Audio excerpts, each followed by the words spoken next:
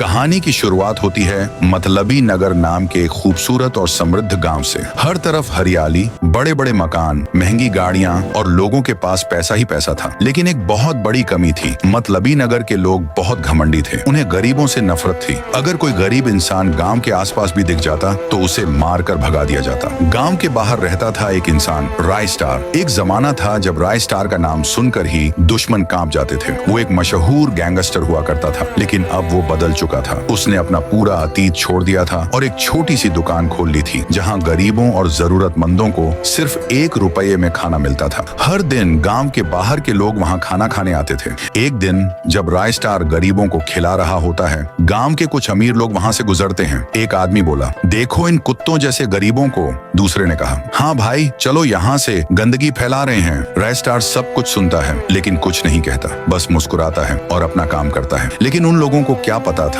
उनके पैसों पर अब एक बुरी नजर लग चुकी थी। मतलबी नगर से कुछ दूर था एक अंधेरा और डरावना गांव, लुटेरापुरम। वहां रहते थे चोर, डाकू और खूनी, और उन सब का राजा था किरमाड़ा। एक सुबह जब किरमाड़ा अपने महल जैसे घर में चैन की नींद ले रहा था, तभी उसका एक आदमी दौड़ता हुआ आता है। बॉस, एक खुशखबरी है, बोल जल्दी। एक ऐसा गांव देखा है जहां हर किसी के पास पैसा, सोना, हीरे जवाहरात हैं, एक भी गरीब नहीं है। इस समय किरमाड़ा गरजते हुए बोल उठता है, तो अब इन्हें गरीबी का मतलब समझाना पड़ेगा। उसी रात किरमाड़ा ने अपनी पूरी लुटेरों की सेना तैयार कर ली। बड़े बड़े ट्रक, जीपें और हथियार लेकर किरमाड़ा निकल पड़ा मतलबी नगर की तरफ। उसी वक्त राय स्टार अपनी दुकान बंद कर घर लौट रहा होता है। तभी उसकी नजर उन बड़ी बड़ी गाड़ियों पर पड़ती है। राय स्टार सोचता है, लगता है कोई पार्टी हो रही है गाँव में। लेकिन उसे क्या पता था, ये पार्टी तो सिर्फ लुटेरों के लिए थी। किरमाड़ा और उसकी सेना ने मतलबी नगर में आतंक मचा दिया। एक एक घर में घुसकर पैसा, सोना, सब कुछ लूट लिया। लोग रो रहे थे, गिड़गिड़ाकर जान की भीख मांग रहे थे। लेकिन किरमाड़ा ने किसी को नहीं छोड़ा। सुबह तक पूरा मतलबी नगर गरीब बन चुका था। उसी वक्त राय स्टार फिर से अपनी दुकान की तरफ जा रहा था। तभी उसकी नजर रोड किनारे पड़ी लाशों पर पड़ती है।